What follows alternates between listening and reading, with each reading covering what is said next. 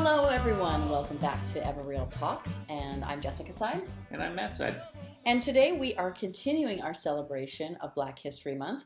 Last week we spoke about a gentleman, Mr. Barrow, who moved here from the Midwest and started a family. And interestingly enough, his family is the next person I'm going to talk about. So this is his granddaughter, and her name was Eleanor Barrow Chase, because of course she married.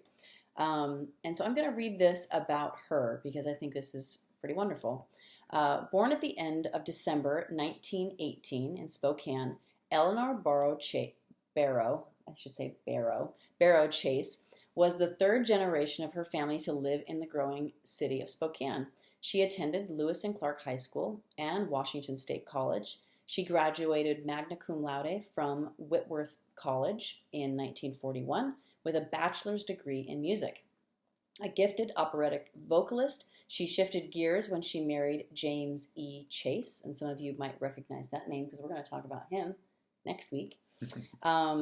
Spurred with a newfound desire to work now that their children were in school, joined the State Department of Public Assistance office in Spokane and worked as a social worker for nearly 2 decades. Chase also garnered praise from local judges when she worked as a juvenile court officer for 9 years.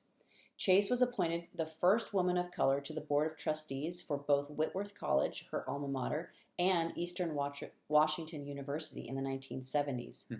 Her husband, James, would also go on to break the mold, becoming Spokane's first black city council member and the first black mayor in 1975 and 1981, respectively. That was her husband, right? That's correct, yes. Chase, now talking about Eleanor, Chase was active in her community. She and her husband were both members of the local NWACP chapter, with James acting as president for 17 years. Chase served in the ethics committee for Deaconess Medical Center, as well as held many service projects and committees for the community at large. Her work was invaluable to the city of Spokane and the proportionally small black community. Her name and legacy are memorialized today at the Eleanor Chase House, which acts as a women's facility for the State Department of Corrections.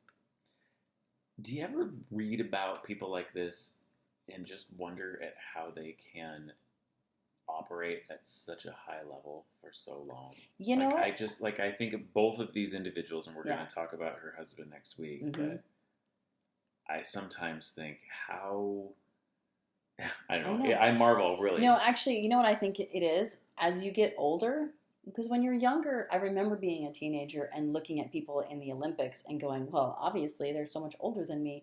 And then becoming the same age as the Olympians. And then being so much older than the Olympians. I feel the same way with people that make great contributions to the world. As I get older, I go, wait, they're 36? That's like a decade younger than me. That surprises me. And I'm always amazed by people that make such a big impact in their world. On this ethics board and was part of this board here. I mean, I can barely stand 1 or 2 boards, and I'm just burned. Like, I'm burning candle at both ends. Yeah. And I just think, wow. Yeah, it is amazing. Wow. Some people are just freaking amazing. Excuse my language. Thank you for sharing, Jessica. All right, Matt. Speaking of involvement on committees and boards, yes. I think that's a good transition into some legislative updates. We don't do this ever. I think this is one of the first times we've ever done that.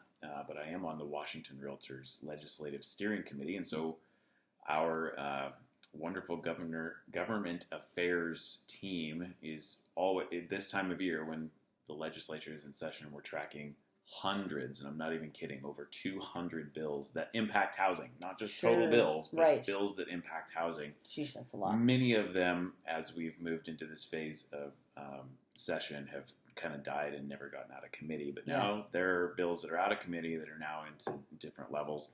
There's one that some of our listeners might be interested in. It's House Bill, or HB 1084. You can Google that. Make sure you say Washington State House Bill, or you'll maybe get a wrong one. Yeah. And it is basically a decarbonizing of homes and buildings. So it is a climate. Is a bill that would impact carbon emissions and climate in the state of Washington. And I wrote down a quote from, I don't know, page 26 of the bill, like deep into the bill. And it says, to advance the use of high-efficiency electric equipment for space and water heating. And basically, the summary of this bill is to, in essence, not just with new construction, but it would be for new construction, require that all space and water heating appliances be high-efficiency electric, and even existing homes in a certain period of time, decommissioning gas furnaces and gas water heaters and move everything to high-efficiency electric. The one that's really hard for me. You're wrong. Gas stoves? No, it's it doesn't have gas stoves? Space and water heating. The thing is that this is a tough one because I think that we all, when the rubber meets the road, sometimes it's really hard for us to go, well, is this a good choice for our future, for our kids, for our grandchildren? And there's obviously in discussions like tensions of like, well, we want to have a world that has a reduced carbon footprint and carbon emission and greenhouse gases, and then all of a sudden you're like, oh, well, here's a way you can do that, and then everybody's like, well, there's got to be a different way. There's got to be a different way. Can we do something different? Solar, maybe some solar. Well, you have to, and that of course those are the arguments, right? And some of them very justifiably so, like. So if we do this, can our electric grid even handle that extra capacity? That's the question. Like if everybody in the state of Washington within X number of years is heating their homes and their water with electric, and then charging their cars with electric, and like where's the power grid to do that? And maybe it's also en route, but that absolutely has to be a conversation. This is where it comes back to our conversation that we had just a minute ago. Like we need some really intelligent, inspired people, younger and smarter than Matt and I. Actually, they could be older than Matt and I as well, but smarter for sure, to come up with some solutions on this. I mean, we're not that smart. I mean, I'm not saying we're not smart, but no, it's true. They're not. They're complex and complicated conversations, and especially when you have what's going on in Dallas. Shout out Dallas, but Texas is in general. Shout out to the people that we know down there from Realty One Group. I mean, that's a rough go of like their whole entire grid getting overloaded, and that's the challenge. A challenge, not the challenge, but a challenge. And I remember didn't have time to research it, but I remember when they were rebuilding Haiti after Hurricane Katrina, maybe. It was one of the more recent hurricanes in the last 5 to 10 years. Okay. And I don't know which one it was, but I remember reading that part of the reconstruction was that every house that was being rebuilt had its own solar panel system installed. Wow. Which meant that even if the power grid was completely destroyed by a hurricane, that each individual house would have its own fully sustainable electric system. Wow. And just this morning I was inspired about like that thought process of, well, if this is the direction that we need to go or want to go, like how do we integrate both? And as I'm reading through other parts of the bill, it's a huge push for job creation and economic creation around like if we can put money and requirement around this, then we're also going to create opportunity for jobs. And of course, with every argument, you have two sides to it. And the important thing is to, I think, listen to both sides of the conversation. From both sides of the conversation. Yeah. Come up with some real solutions would be great. So, yeah. Well, interesting. Thank you for that. Yeah, absolutely. You want to talk about some forms. Should I just touch on some numbers real quick before we jump into that? Yeah, let's do it. Okay. So things have shifted in just the last week, which is a good thing because active listings have gone up.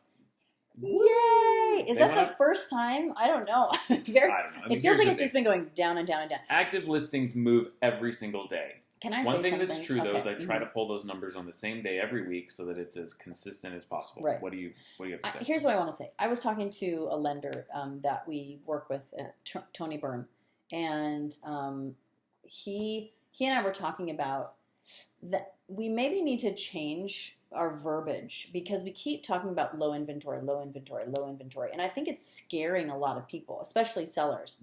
And I said, we talked for a while. Wait, hold on. Why would it scare sellers? Because they're thinking, well, I need to find a house. Why would I sell my house if I can't go buy a house? Okay.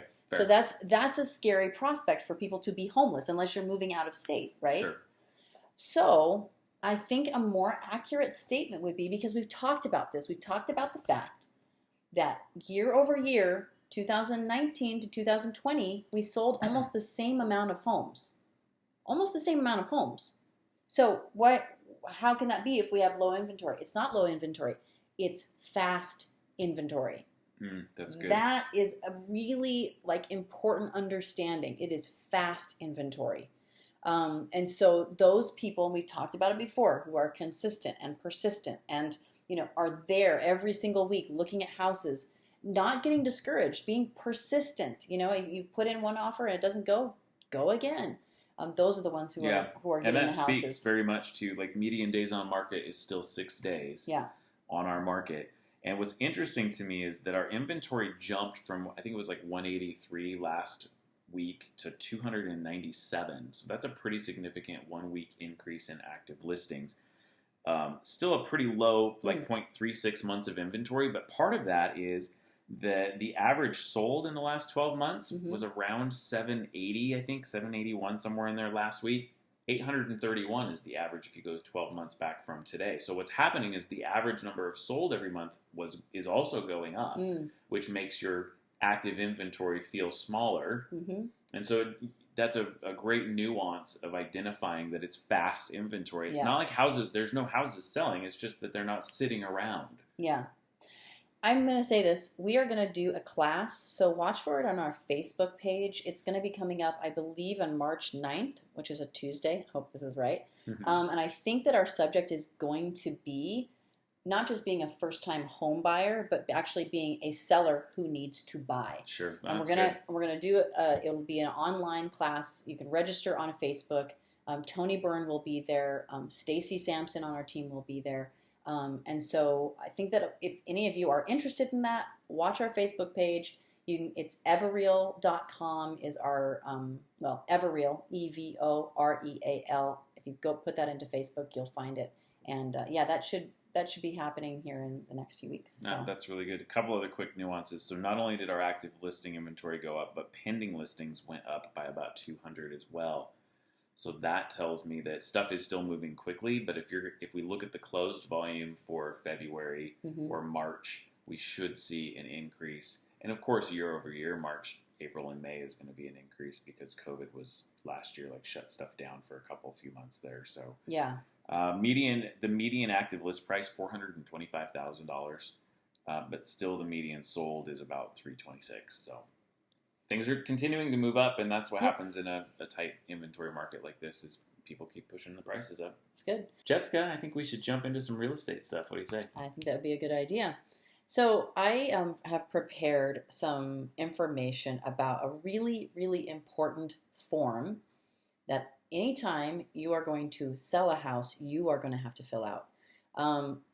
I do want to just say this too. To clarify, it doesn't matter if you use a real estate broker or not. It's state law to complete a seller's disclosure statement. That is correct. So, but before I get into the seller's disclosure statement, I'm going to give you some tips and some things that you should tips know. And tricks. There's really no tricks involved in this. There's only tips. But I just thought I'd mention that actually there's if you don't know how it works, we have statewide real estate forms. And those statewide forms are used for the whole state of Washington. It used to be that each individual market had their own forms, and they decided to change that. And so in Washington State, people in Seattle use the same forms as people in Spokane, which is kind of... Those are only licensed realtor forms, it's not general public, correct, obviously, correct. Just to clarify. And actually some big changes are coming as of, it will be March 3rd, that a bunch of new changes to those forms. So if you're working with a real estate professional right now, just make sure they understand all the new changes because there's a lot of them. And there's some serious consequences for incorrect completion or deliveries or different things. So it's just a little thought. It's on my mind because I'm about to teach a class on it. Tip. Okay, so let's talk about it. So in a real estate transaction, your real estate professional should know all of the forms that you need to use, how to fill out those forms to best protect you in this situation. However, there is one form that you have to fill out on your own, and it's called the seller's disclosure statement. It's also called a Form 17. So if you hear someone say Form 17, that is what they're talking about. So I am going to give you a crash course today in the Form 17. And Form 17, when I say that, seller's disclosure statement. It is mandatory, so it doesn't matter if you use a real estate professional, just like Matt said, you're going to have to use it. Why should you care? Why do you need to listen to this? Why should you even get yourself educated on it? I have 3 reasons. Number 1, if it is not properly and totally filled out, it could give you a buyer on your transaction a get out of jail free card, or they could just say, hey, you haven't completed this, I want out of the transaction, and they can get out of the transaction. You don't want that. So you want to do it properly, and you want to do it thoroughly. Number 2, if you don't fill it out accurately, years after the fact, and so in other words, if you know that there is mold in the attic, and you don't say something on the seller's disclosure statement, and then the buyer finds mold in the attic, they could come after you to say, no, you knew about it, and now you're going to have to pay for something in a house that you thought you were done with. So that is also a really big deal. And then the third reason is it's easy to miss something. So that is why I'm giving a crash course today. So first, let me quickly describe what that Form 17 or the seller's disclosure statement looks like. It is 6 pages long. It is small writing, like the font is relatively small. There are, and I counted this, there are about 100 questions that you have to answer. And those questions can be anything from, has there been a leak in the basement or a flood in the basement, or are there any easement agreements on the property? So it has a huge range. Everything. It yes, really covers everything. It really does. So essentially, for filling out this form completely, there are 4 things I'm going to tell you. Number 1, check a box on every line. So it's going to ask the question, has the basement flooded? And you need to make sure you answer that question. Okay, so that's number 1. There are 4 columns. It's yes, no, I don't know, or NA, not applicable. Okay, so if it asks you a question, for instance, about a mobile home, and it's not a mobile home, you don't leave that line blank. You actually say not applicable. Okay. If you have a question and you don't feel confident with a yes or no, that is why I don't know is there. It's quite lovely. So if you don't know the answer to something, that box is perfectly okay to check if you don't know. What if I really don't know? Like, what if I just don't want to know? Yeah, we'll talk about that in a minute. Right. So I don't know anything. I'm just going to fill out I don't know on everything. Yeah, we'll talk about how dangerous that is. So number 1 is to check a box on every single line. You have 4 choices. You'll be able to pick one of them. Number 2, if there's an asterisk in front of the question, there has to be either an explanation and or supporting documentation. So for instance, if it says, is there an easement? And you say yes, that's an asterisk item. It means you're supposed to give more information. Explain to me about the easement. I don't want to just know that there's an easement. I want to understand what it is or have documentation, like they'll ask the question about a survey and make sure that you are checking to or adding the survey that you have to the documentation. So that is really important. And sometimes the asterisk is up here and then it has like questions that are indented underneath. That means that anything under there would also need to be explained. All right, so that's number 2. Number 1, boxes. Make sure that every line. Number 3 and number 2. What did I say? 1? What did I? 1, 2, 3. Having a hard time. Counting's difficult. Where's Janet Jackson when you need her? Anyway, that's a Rhythm Nation. 1, 2, 3. Okay. You had to grow up in the 80s or 90s for that. Yeah, one. I think so. Anyway, some people that listen to this did, so they will understand what I'm talking about. Okay, number 3, don't be afraid to add extra sheets of paper if you need it. Okay, if the explanation that you have is longer than the small space they provide for you on page 5, then add more pieces of paper. That's completely fine, and I personally recommend it. And number 4, My blanket advice, and this is where Matt was going, disclose, disclose, disclose. It is, number one, is the right thing to do. Number two, it leaves your conscience clear. Number three, it relieves you from liability in the future. If you tell everything that you know about the house, the good, the bad, and the ugly, then no one can come back to you and say, hey, you didn't tell me that. You say, yes, I did. So there's a motivation, even if I don't have a conscience, or I don't care if it's the right thing. That is correct. All Like, right. if you don't want to have a lawsuit on your hands in potentially 5 years down the road or Right. longer, Right. then you want to make sure you're disclosing. And it also gives the buyer confidence in you. Sure, that's a good point. I have been in situations where we've gotten the Form 17. The buyer has looked through everything, and then we have in our own inspection discovered something and realized the seller knew about this and they didn't tell us. Now, it doesn't matter that they go, oh, hey, I'm sorry about that, or, oh, yeah, I forgot to tell you, or I'll change the Form 17 to reflect the information that you have. Yeah. My buyer doesn't trust them anymore. They don't trust them, and they will go, you know what? What if they're lying about something else? Even if it wasn't lying, it potentially could have dire consequences to the actual transaction that is going on. So, super, super important. As a broker, I can tell you how to answer questions like, does the dishwasher work? This is what it means, but I can't even explain it to you. Like, it is your job to answer these questions, and here's what my job is. Here's what I do.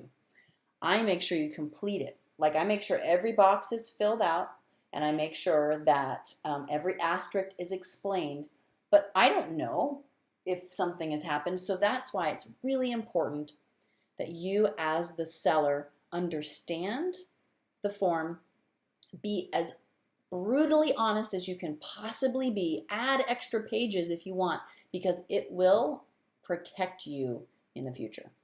So that is my Form 17. Form 17. It's an important document. It is. And it's in every transaction. And I have absolute experience as a knowledgeable real estate broker representing a buyer, having the conversation with my buyer. Mm-hmm. Now, I want to draw your attention to the fact that several of these boxes are not checked.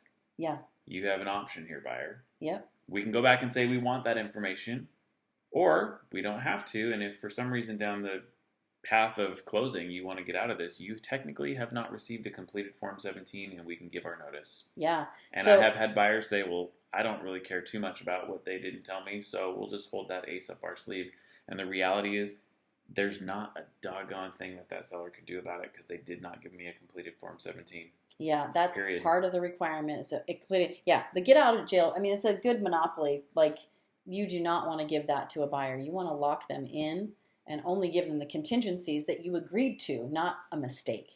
Now when they get the Form 17, when Mm-hmm. the buyer gets the Form 17, how much time do they, what does that do for them? Like, they see something that they don't want, but it is complete. Can they get out of the transaction at that point? They have 3 days at that point. I always get my 3 and 5 day, but I believe it's 3 days. So once a buyer gets it, if they see something they don't like, they have 3 days, not counting business days or not counting weekends and holidays. Okay. So 3 business days. To be able to get out of the transaction at that point. And this is assuming that the listeners are using the Washington State real estate professional forms for Correct. the state of Washington. Correct. So if you have an attorney that's drafting something up for you, that could be completely different. It will have a seller's disclosure statement, though. But it could have different terms of the seller's disclosure, is what I'm saying. So I don't know the answer to that question. Well, I'm pretty sure I do. I There is a section at the back where the buyer is signing and checking that they reserve the right to review the disclosure. So That's right. that's where the 3 days come in. Well, I am excited because it is still wintertime. Yes, it is. And I thought, you know what? What's happening in Spokane? Snow is happening in Spokane. Mm-hmm. And if snow is happening in Spokane, then maybe we should do a little bit of a ski report. Even if rain is happening in Spokane, snow is happening on ski hills. Sometimes. Depending on the ski hill, probably. Sometimes. So let's just talk about some of our area mountains. We've got some cross country. I got some cross country intel for you, and I got a little downhill intel for you. All right. So the closest Nordic skiing trail system to Spokane is Mount Spokane's trail system. If you're interested in the details, you can go to SpokaneNordic.org, and it has trail maps and grooming reports and all that kind of stuff. I have to just read this to you. So this is as today's grooming report. Okay. Good morning, Mount Spokane cross-country skiers. This is your Thursday morning grooming report from your friendly ginger-bearded maintenance man, filling in for Hudson this evening. The snow was absolutely brilliant this evening, and I was able to get an awesome groom in on most of the trails. Outer Limits was pure bliss. And so if you're feeling saucy, I recommend heading that way. The only issues out there are the junctions. There was a lot of snow in the junction and on the machine, so as I made my pass, I shed quite a bit of snow, making for some uneven terrain through there. Other than that, I promise you will have an amazing day if you can make it out the ginge. I just thought that sums up the Nordic ski culture to a T. Fantastic. Go hit I am not the trails. I'm not a great cross-country skier. I actually hurt myself, I think, worse cross-country skiing than I have downhill snowboarding. Anyway, I'm not even going to explain it. But it is one of the most beautiful places. Quiet, and the snow on the trees. Especially this weekend because of the fact that we have a fresh blanket of snow. And that is, it's like going for a walk in the woods in the wintertime.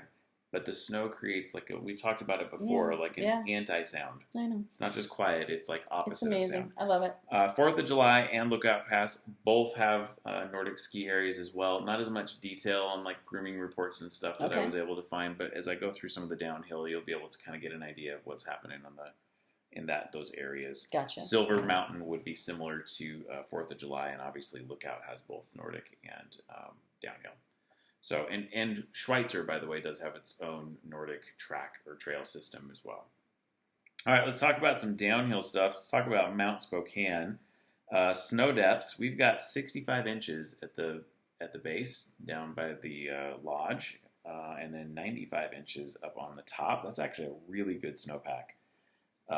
There is snow in the forecast. If you're listening to this on Saturday, snow probably dumped into Friday. So hopefully if you're a big-time skier, you were able to get up there on Friday morning and catch some of the POW, as they say. Let's see. What do we got next? Lookout Pass. I got to just go. So we've only got 58 inches at the base, 85 inches at the top. But I have to just pull out for you total snow accumulation, and I'll compare it to some of our other Idaho mountains as well. 313 inches of snow total for the season. Wow. That is a ton of snow. And what I think it pulls out, as you'll see on a couple of these others, is just it's a small hill. The vertical is not nearly as big as some of the others, but its snow quality and accumulation over the season is unbeatable. Silver Mountain, not too far down the road, closer to Spokane, 75 at the base, 82 at the top. They've only had 192 inches of total accumulation. So just to put that into perspective, almost half. And then Schweitzer, 60 at the base, 88 at the top. I mean, that's kind of what we're seeing in the mountains for the snow. Again, if you missed Friday's powder, it's still probably pretty epic on Saturday. What do you think Sunday will be? No, I think it'll be fine. I think the temperatures are going to be good. I think the groomers will be out. There'll probably be some untouched powder in the trees a little bit. Isn't it amazing that we live in an area where we can drive to all of these places? In about an hour to an hour and a half. I mean, Mount Spokane's an hour. Schweitzer's probably close to 2 hours by the time you get up to and park and that kind of stuff. But Lookout is all freeway. It's I-90, start to finish, 90 minutes away. I mean, the parking lot for Lookout is I-90. If you like powder, exit 0. That place is amazing for powder. Just don't have quite the vertical. I mean, that's the thing. You get to the top and you're down to the bottom. So if you're a hardcore skier, maybe not the best place for. It's a great place for kids. Yes. All right, that's all we got for you this week. We'll talk to you next week. Have a great weekend. Thanks, everybody. Bye. Bye.